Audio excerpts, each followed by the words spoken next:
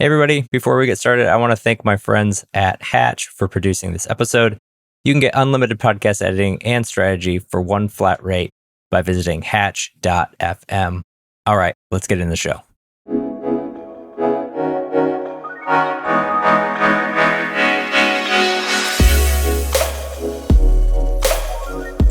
Welcome to Distribution First, the show where we flip content marketing on its head and focus on what happens after you hit publish.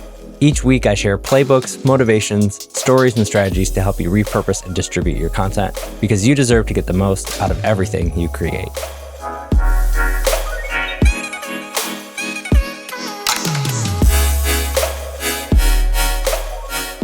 Hey, everybody. Welcome to this week's episode of Distribution First. I'm so excited to have Erica Schneider on the show. And Erica's been doing more stuff in content.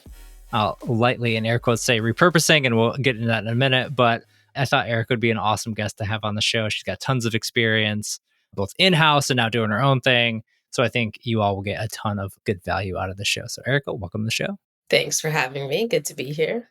Absolutely. So we were just chatting before the show, and as it happens to anybody who runs a podcast, they know the best stuff is always when you're not hitting record. So I was like, okay, we're going to stop and we're just going to get rolling in this so we don't miss any of the good stuff. So one of the things that I think is interesting, and we should just start with this, is the idea that repurposing is kind of getting attacked, or like the word repurposing is getting attacked, which is, I think, an interesting thing within marketing. You know, at some point, everything is like, oh, we're not going to say this anymore. We're going to say that. And it's roughly the same thing and means the same thing.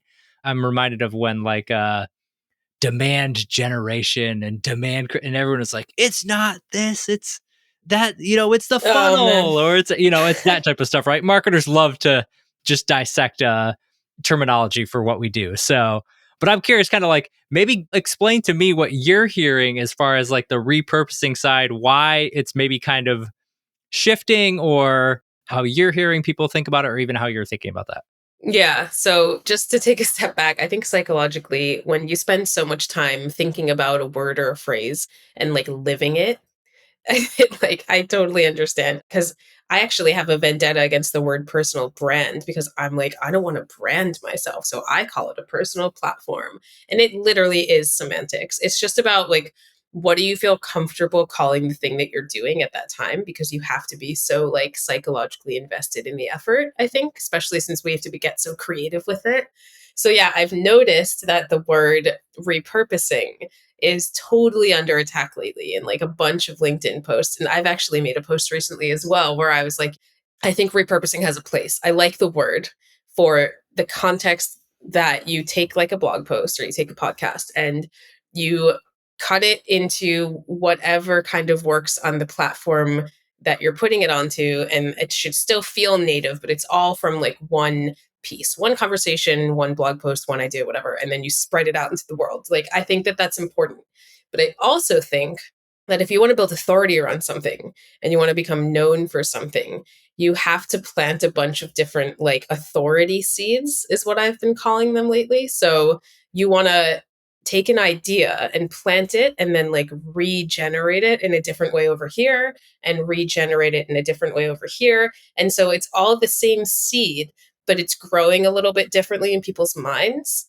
And I think that you need both in order to like really build this moat, which is another word that content people love to use, around yourself, because you don't want to waste your stuff. So you definitely want to repurpose it, but you also need to talk about the same thing over and over and over again from a bunch of different ways and angles if you want to be known for anything or rule the category, whatever. Let's just use all the phrases.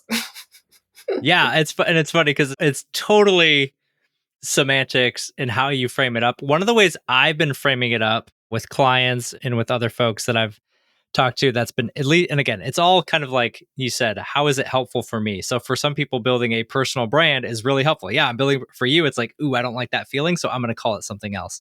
For me, how I kind of think about it, I break it up in two different ways. Like macro repurposing is kind of how I view what you're talking about with narrative.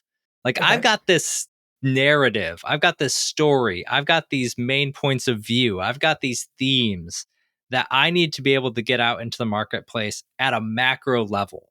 Yeah. Format, how I do that, context doesn't really matter at that stage. But I know at the end of the year, I want people to associate me, my brand, my company, our group with X, Y, and Z thing.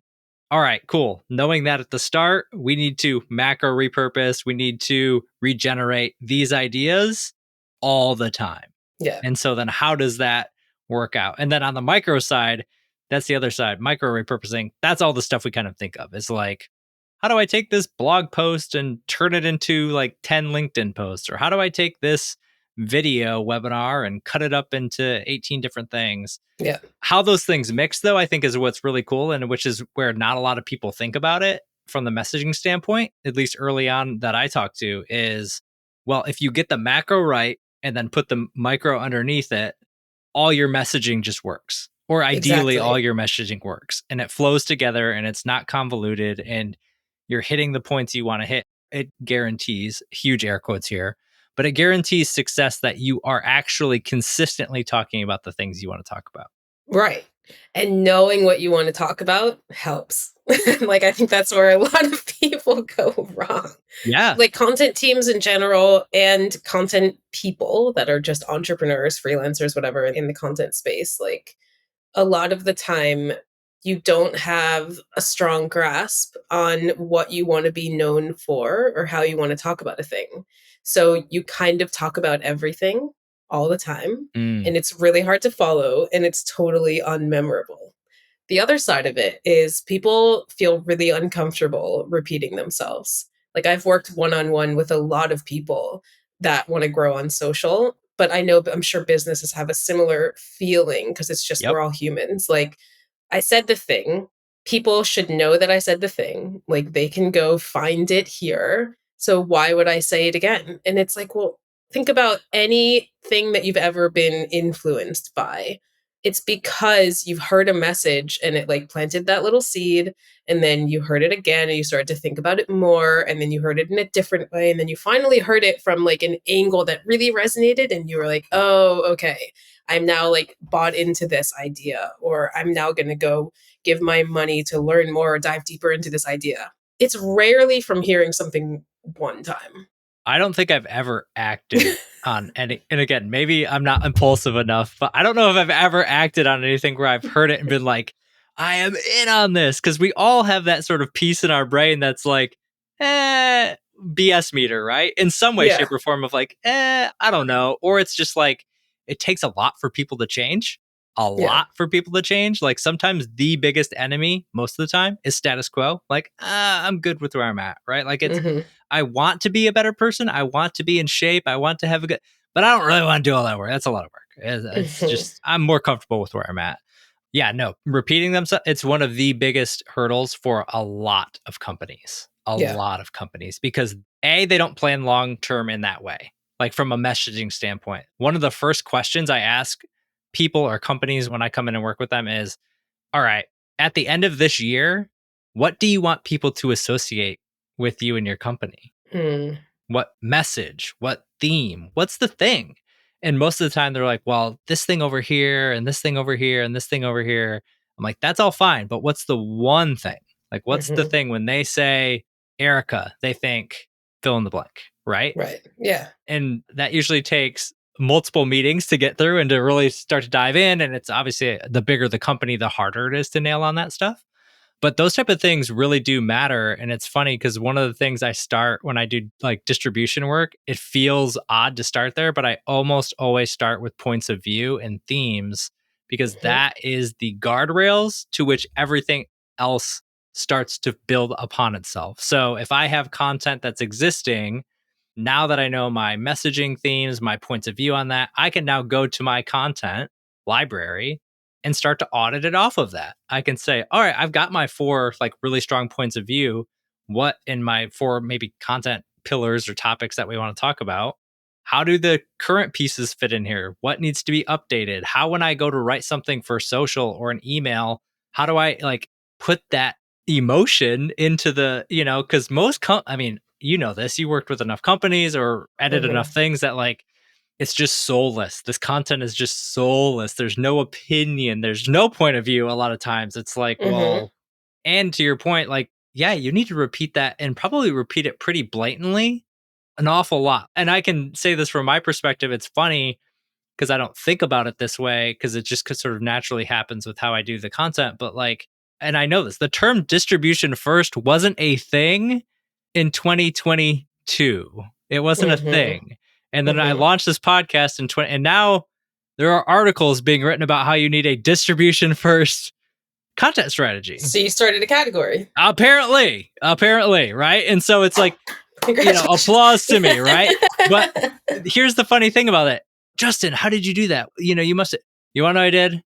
I showed up on this show every week with people. I Mhm. shared the content from the show and I shared content once a week in a newsletter and 5 days a week on LinkedIn and Mhm. just over and over and over and over again. And does it Mhm. get boring for me? Maybe sometimes, but I think part of the idea and part of the fun is like, what's the new angle? Where's the shift? Where's the change? Mhm. Where are those things? And the unfortunate reality is you can't find those things in a keyword book, a keyword lookup. You can't find those Mhm. things. You have to be in it. Yeah. I think especially when I think about company content, like no wonder B2B marketing is having a crisis of confidence right now. Like everything has just been engineered to, rank or fit into some kind of an algorithm. And the humanity and those points of views have just been totally stripped from the content. And so it's exciting to see that there's kind of this rebellion happening where customers are craving, desperately craving, like some sort of a point of view. And I think that B2B teams can really, like, should really look at what creators are doing right now Hmm.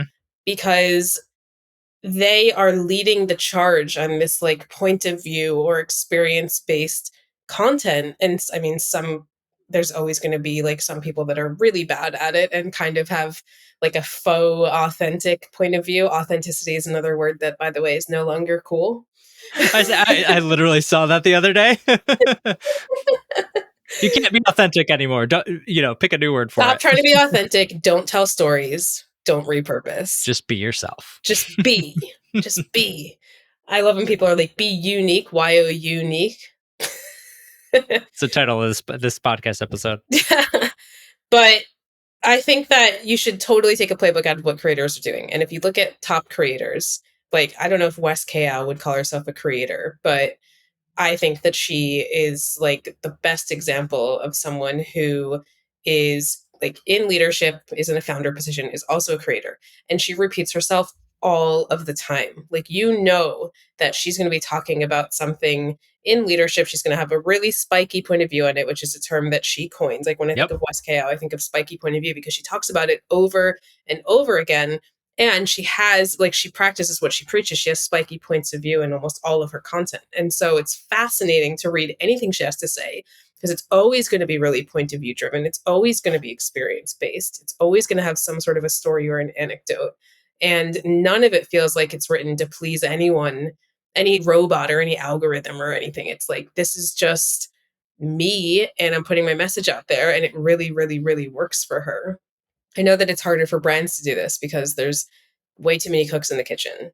Everyone has their own point of view about what the point of view should be, which is so exhausting. And, there are things like, keywords that you do still have to take into account. But either way, I think that everyone can benefit from having a point of view and some sort of a perspective that the sooner you can agree on that as a company, I just think the better because then, yeah, all of your content is just going to fit under this perspective and it makes all of it so much easier. Yeah, and it helps bring focus. I think that's the thing that's really, really difficult. The bigger, even small teams, though, even for me as a it's like, what do I Yeah. focus on? Yeah. And like, I started working with one client a couple months ago, and the first thing I asked them to do is like narrow down they have multiple products. What product do you want to actually like sell more of? Hmm. And it's like, because there's only so many of your team members, there's only so many of you guys, and there's only so much time I have. So like, where do you really want to start to see a lift? And it was like, what, Yeah. like all of them. And it's like, well, Mhm. and I have to steadily, like, as I work with the team, as we're starting to do things, it's like, just because we're doing something now and putting other things off does not mean we can't ever go back to those things. Right. But I think it is important, like, what you say out there is a reflection of you. Mhm. Even if you don't, like, if you think not what you think you are putting out there, but what you're actually putting out there. Mhm. So that's where the repetition comes in. That's where having the consistent messaging comes in. And my goodness, if you're a B2B company listening to this, stop talking about yourself for like 5 minutes and just figure out what matters to your potential customers or current customers Mhm. and just help them solve those things, Mhm. especially on LinkedIn, on social, and on email. Like, there's a place in the world for blog posts that talk about your product. There's a place in the world for LinkedIn posts that talk about your services, but it cannot be every single day. That's my PSA. No. Yeah, no, my PSA is like 80% helpful, solve a problem, 20%, by the way, here's my stuff. Obviously, product-led content that does both is good too, but yeah, I think that there's just not enough, like, yeah, authoritative, like, this is what I give a shit about content. That stuff always stands out. Always. Every workshop I do, or even one-on-one, they're always like, and this is why it's funny you say like the creator thing. What company's doing it right? Company's doing a really good job. And it's like pulling teeth to find companies that are doing a Mhm. good job at it. It was funny because I was digging through a bunch of papers over here earlier and I had printed out this blog post and it was Rand Fishkin from SparkToro. And I'm like, you know what? They do it right so often. They are so Mhm. good at what they do. Him and Amanda, the whole team over, like, small team, but like they get it. And this is why I love it, because Rand started in the SEO world and the content world of like that old school type of, and again, SEO still matters. It does. Mhm. But you look at their blog content and it's opinionated. You look at their webinars, they have a stake in the ground. Why do you think they get hundreds of likes on a brand page? Because Yeah. they have personified their brand and they know what they're talking about. I love it. I love their content. Mhm. I'm obsessed with it. I read every single thing that they put out because it's always good. It feels like it comes from a person that knows who the hell they are. Hmm. Like, and that is something that I think it's hard to define who you are at any level, but it's even harder when there's like a bunch of people in the room and you just cannot figure it out. But like you said, I mean, I also struggle sometimes to figure out who the hell I am and what I'm doing. Yeah. But I definitely repeat myself a lot because I know what my through line is, Hmm. right? Like I want people to come to my page and think about my business as like I am the no bullshit. I'm going to help you learn how to communicate online in a way where your experiences and your unique point of view comes through and it's going to be written and edited really fucking well. Like that's Right. my thing. And I think a lot of people think of me like that because I talk about these things over and over and over and over again. And like I know we just met recently, but I've known you as the distribution like first person for a while. So obviously that comes from you repeating yourself over and over and over again as well. Yeah. It's the irony of it all is it's not complicated. Yeah. Like, it's truly not complicated. I almost wonder sometimes, like, when I go into these companies and I like lay out the plan, that they're going to be like, no, like, it's too, like, what else do you want us to do? And the truth of the matter is, like, you don't have to do a ton of things. You don't have, Yeah. like, I posted about this the other day, but doing a few things really, really well, or even just okay to Yeah. start, like, you don't have to even be killing it to start. And then doing it consistently over time you're just going to outlast people. You're going to outlast What other are those brands. like one or two Yeah. things? I mean, for me, it's like having, like, let's take a company or even a small person, like, have a core piece of content that you create that your audience can start to get to know, like, and trust you through and start to expect. For some people, that's a newsletter. For some people, that's a monthly event, or companies, it's a monthly event. For other folks, it's a podcast. For some people, it's YouTube. Pick something where people can start to know, like, and trust you and start to, like, learn a little bit more about you. And, like, there's a reason why podcasts are so successful right now. And it's because you can drill into any given topic you could ever want. Yeah. I have a podcast about distribution that people listen to. This is very odd, like not just content marketing, but like distribution and repurposing. Like it's so niche. It's hilarious to me that this works in this world. But part of that too is I almost said be authentic. I'm not going to say be authentic. No, I can't do it. I can't do it. Come back to that word in 6 to 9 months. That's right. Oh, it'll be back. It'll be back. Yeah, it'll be back. But I think being okay with who you are, your takes, your personality, and you're not going to be for everybody. That's okay. Your company is not meant to be for everybody. That's a hard thing to put yourself out there because somebody somewhere is not going to enjoy your take or enjoy your piece on it. But so I think having that core sort of thing, I love that for a business because it gives you some level of consistency. And then when you remix, repurpose, regenerate all the stuff off of that starts the messaging flow. So I've got this thing, I'm just going to consistently do it. And then I can distribute that stuff all the time. And that can just work for me. Like this podcast, it just works for me all the time because I'm in a rhythm. I record the show. I have my ideas, my thoughts. I get to interview cool people. We talk about this stuff. And then you've already said multiple things on the show that might pivot some of my thoughts on stuff. Right. And so then I'm going to get better and it's going to change how we talk about that. Yeah. And then you can talk about those thoughts. Yep. Within your through line, within your umbrella. And that is like this right here in real time. Like this is how it works. You are now going to be thinking about parts of distribution from my point of view. And you're going to then think, how does Erica's point of view vibe with my point of view? And you're going to have a thought on that. And literally just sharing that thought is content. Yep, exactly. And so it's having, and again, it's like one of the funny things, I don't know if you've experienced this with some of the stuff that you've been doing with the long to short stuff, but like sometimes there's too many outputs or too many, like there's too many ideas that I could spin it off to this and I could do that and I could, and I think that's where having that consistent lever going of like, if you've got a weekly podcast, you only have to pick 52 things to talk about. And so like pick your themes, pick your POVs, pick your lanes, like talk about those things over and over and over again. It's going to resonate. If you're doing a monthly event, like I just did this with one client, they're doing a monthly event. That's going to be their main thing. And then we built out a system where that's basically going to run their top of funnel because they're going to be smart about what they're doing and they're planning distribution ahead. And now as soon as they kick off that thing, emails get fired off, social posts get written, things get created, blog posts get created. Like they've got a whole system and they're just doing one thing, which is this event. And it takes a lot of work, but once you build that system, then you're not coming into Monday and thinking like, crap, what are we doing this week? Because I've been in those meetings.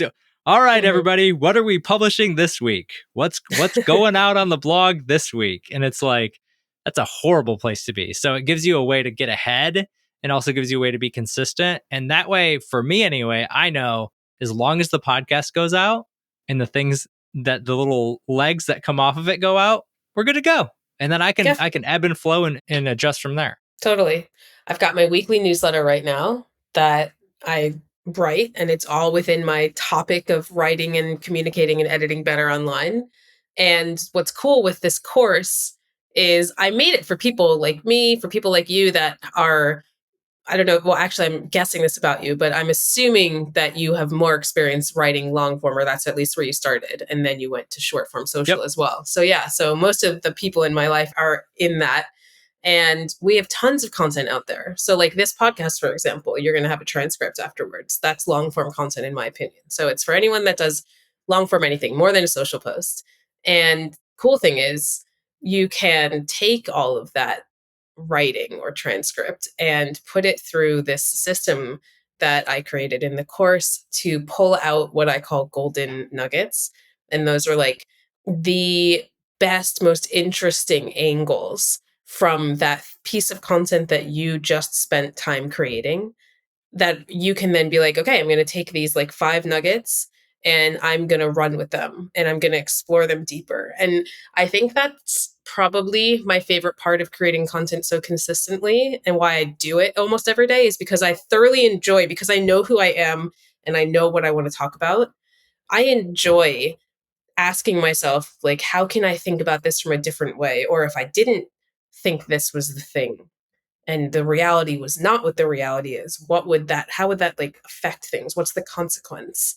And then I talk about that, and it's like one big deep dive. Like you're just endlessly diving deeper into whatever that core piece of content is. And I think some people this is where the hesitation comes in, where they're like, well, I don't want to talk about the same exact thing every single day.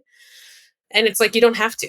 It's not like there's one topic that you're only ever talking about. You're just living within whatever that core umbrella is. There's multiple topics, hub and spoke, however you want to phrase it. But there's multiple ways that you can look at something and talk about it. So maybe one day I'm talking about writing, one day I'm talking about editing, one day I'm talking about being authentic, air quotes. One day I'm talking about how you can, repurpose, regenerate your ideas. But it's all under this communicate better framework. And so you just have to repeat your core things, messaging all the time. So really, like, it's impossible to get bored if you think about it that way. Mm-hmm. And the key too is like, how do those things, I actually have a kind of a map for this, but like ultimately you want to make sure the things that you're talking about, because tie back to what you sell and what you offer. Yes, that's helpful. It sounds obvious. It sounds obvious. And you've done a good job of that. But I can tell you that doesn't always happen. It certainly doesn't always happen with companies. And it doesn't even happen if you're running your own business either. Because sometimes you can it's the lure of success on social or building a big following or building, like, you can talk about AI and get some interaction, but if you don't do it, if it doesn't tie into with what you're doing, who cares at the end of the day? And so I think for anybody listening that's, trying to come up with the themes and the points of view, it's like, all right, what problems does your services like? You got to kind of go back to the basics of your marketing plan, and then from there figure out, all right, what's my opinion on the, in this state of the world right now and how that works. And then like you said, then you just dive into different angles, come up with different things, test and iterate. One of the things that I've been talking a lot about is like validation on social. And so again, it's like,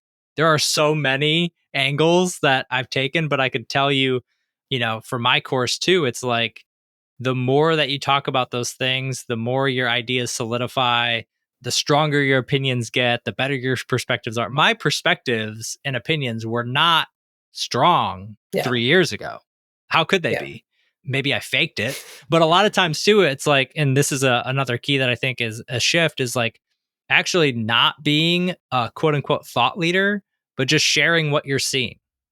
Sharing what you're seeing in the marketplace, sharing things that you're like, people are so desperate for gut checks on like, am I doing this right? Are other people experiencing this? It's why communities are so popular. It's why social media is so popular, because it's like, what are other people doing? Totally. Absolutely. It's so funny. Like, I can't believe how much of my life is content and how much I think about content. But I was going to say to something you said earlier, like, it's so easy, especially on social, to pivot away from your core topics and just talk about, actually, something that's super popular is to just complain about the platform that you're on. Like, that's guaranteed to perform well. If I'm Talk on about LinkedIn on LinkedIn, and you're going to crush. Like, man, LinkedIn sucks lately. Guaranteed 500 likes. Like, you know what I mean? Like, so you have to be really careful on whatever equivalent you have in your life to that. Like, if you're not on LinkedIn, but if you're on something else, you have to be careful of making sure that like you said, you're actually sticking to your topics. Something that I like to ask myself before I post anything ever is literally sit down. Why am I posting this? Why do I care? And why does my audience care? 3 questions, very simple. And if I don't have like a good answer to all 3 of those, then I'm not posting it. So I've definitely stopped myself a few times being like, okay, this might be fun to post, but do I really want to be associated with this? And again, like, will my audience actually care or learn anything? Will it potentially lead to sales at some point? Like, no, okay, there's no point for this, so I'm not going to do it. Yeah, I think some of the best advice I've gotten in business and content, etc., is, and it's a very tough balance, but it's, don't look at what other people are doing. Look at like, what do you want to do? Why are you doing this? why are you creating this event, this monthly event? Who is this Mhm. for? Not like what is X, Y, and Z person or X, Y, and Z creator. I think it's good to be inspired to be able to do that stuff, but that will only paralyze you. It'll paralyze your team. It'll paralyze your company because you're so worried about what X, Y, and Z person is doing. I used to laugh about this all the time when I was in house for years because it'd be like, look at what so and so company's doing, like with their messaging or with their this emails. And it's like, we should do. And I'm like, you have no idea if that even works. Right. Like you have like literally even the most successful creators, like you don't know if that Yeah. email series for their launch worked. Right. You also don't know if they spent $1 million in ads to have a 1.2 million launch, right? Like you don't know. Like they can say, hey, we did this really cool thing. And of course, social media, everybody's going to share what they did, but you really don't know. And so I think it's the same thing with content. It's easy to, especially on social media is brutal because it's like you get to see the likes and the engagements and all that stuff, but like you don't really know. Like, Yeah. is there an engagement pod behind this bad boy? Like, because it sure feels like there is. Like, how is this okay content getting 2,000 likes? Like, this just Mhm. doesn't feel right. Or even if something like legitimately is timely, is helpful, and gets a bunch of likes, that doesn't mean you have to go chase after that same thing. It's actually going to distract you from doing what you should do. Yeah, absolutely. It's extremely difficult to not to shy away from the things that you think are working for other people. And in the SEO world too, like I get it, like I want to rank, Mm-hmm. I want to be on page 1. I'm jealous of that company that's on page 1, but I don't know, like what are you willing to sacrifice in order to get there? I guess. Is it really worth the fight that it's going to take to potentially rank there? Is it worth the neutral kind of boring content that doesn't actually do anything to make sales to just get that prize, that feeling? Mm-hmm. So that is a whole like we get in the way of ourselves, We sure all the do. time. We sure do. I mean, one thing I've told multiple people, even on this show, like, and I posted about it on LinkedIn too, like, my favorite tool that I use is I got to make sure I'm getting the name right here. So if people want to look it up, it's an extension called, why can't I find it? Undistracted. Mhm. Undistracted. Undistracted, I think is, I got to make sure I'm getting this right here for people. Yeah, Undistracted. And literally what I do is I keep it like you can block basically social channels from allowing you to even like access them. But what I Mhm. do is actually go in and they have a feature that lets you hide the feed. So for on Twitter, X, for LinkedIn, like I will keep them open to where I can go to them unless I really want to go heads down work. But then I block the feed every day. Wow. And so it's actually been really, really helpful for me because not only because it's a time suck for me to like, I'm just scrolling my feed, but Mhm. then what I found for me was like, I'm scrolling my feed because, and I think you're probably similar, like constantly reverse engineering what other people are doing. I'm Mhm. like flooding my brain with ideas of things I could, should, would be doing or formats or styles, or I'm flooding my brain with the pure information that's in there. And it's just like, no, it's distracting. It's a Mhm. distraction from what I actually need to do. So, anybody listening slash Erica, like this tool has been a complete game changer for me. Yeah. I need to take social media off my phone. I hear that that's Ooh, also I did that two extremely years helpful ago. too. Oh, you did? Yeah, Oh, man. I did that too. So, I don't have email and I don't have social. I don't have either. That's crazy. I don't have notifications, so, like, I don't get any, like, badges for anything, Smart. but I still totally check it way more than I should. Yeah, email was a real killer for me when I started my business because it was a constant like, what's new? Did anything come in? Yeah. What's Yeah. going on? And social was just like same thing, like scrolling for the endless feed of something new. Mhm. But yeah, I don't have either on my, I actually like, and again, I'm like maniacal about this, but I actually like went in and like blocked it so I could, because I was like, oh, I won't get the app, but I signed in on, on the Safari or whatever. It's like, no, you can't, don't even get in that. Like, you can't even get in there. So it took me, I think it was last summer, I took email off and like I took it off for a vacation and I never went back That's awesome. because it was so refreshing. That's so cool. Okay, I'm gonna rethink this. I think it was Tim Ferriss, and it made me feel much better about it. He said, there's no email that you can't respond to the next morning. That's true. And I was like, oh, that's wonderful. If Tim Ferriss can do it, I can do it. He's way more important than I am. Now, just to tie this thread together, so now I've got this idea in my head that I should really not have these apps on my phone. So I bet you if I heard this like 2 or 3 more times, I would actually do it.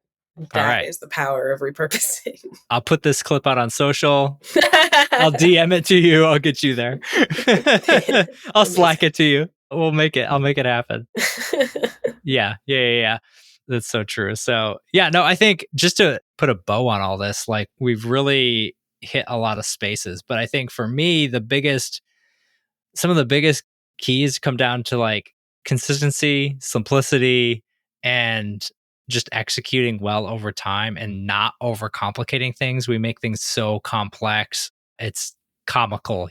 I go into work with some of these businesses and just see kind of how they're running. And I'm like, it's no wonder you're just spinning your wheels because there's 18 initiatives and 17 things and 12 goals. And you really think you're all going to hit those by the end of really think you're going to hit that by the end of the year? And so I think being able to come up with those 1 or 2 things that you do really, really well, have those strong points of view that you're going to be able to get out into the marketplace. I love that you're like strong on the points of view thing too. Cause I'm like, am I crazy out here on an island of like, this is so necessary for companies to have?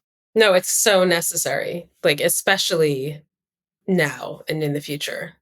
I think that it was much easier to get away with not really having a point of view, I don't know, 10 years ago, but you just need it now. And especially with people like not really giving a shit about company pages anymore. And they want to hear more from the people that are at these companies. Like executives are like scrambling, like, what is my point of view? And it's like, yeah, because you need one. People want to hear what your point of view is. And whenever I work with, like I'm working with a founder right now of a very small, brand new company, and he's trying to grow on social. And the first thing we did, day one, what is your point of view on this? Like, why do you care? Oh, my other favorite question is, what are common industry like points of view that many people hold that you strongly disagree with, and why? And if you don't, and if you just agree with everything, we need to dig deeper into what do you actually think and feel then. Ooh, that's really good. Yeah. That's really good. Yeah. Yeah. I'll send you my list of questions. Yeah, you'll have to. That's great. Yeah, I've actually got a training coming up on this, so that'll be super helpful, I think, to be able to work through some of this stuff. But yeah, cool. Yeah, it's been awesome to chat, Erica. It's fun. Super fun. Yeah. Thanks for having me. This was great. Yeah. Well, sweet. Like I said, is there anything you want to pitch before we get it? Anything you got going on? I mean, you can grab the course. I've got 3 courses, but for this conversation, the one that makes the most sense is long to short. So long-to-short.com, because long without dashes was taken. So and yeah, that's for anyone who writes anything longer than a social post, essentially. So a newsletter or blogs or articles, or if you have podcasts with transcripts and you want to kind of run it through an AI-powered system, like dissect it from a bunch of different angles and then get a bunch of social post ideas. That's a cool new course that I just put out. And otherwise, yeah, follow me on LinkedIn, I suppose. That's where I spend a lot of time. Yep. We will see you on the LinkedIn wild. So awesome, Erica. Thanks for coming on. Thanks for having me.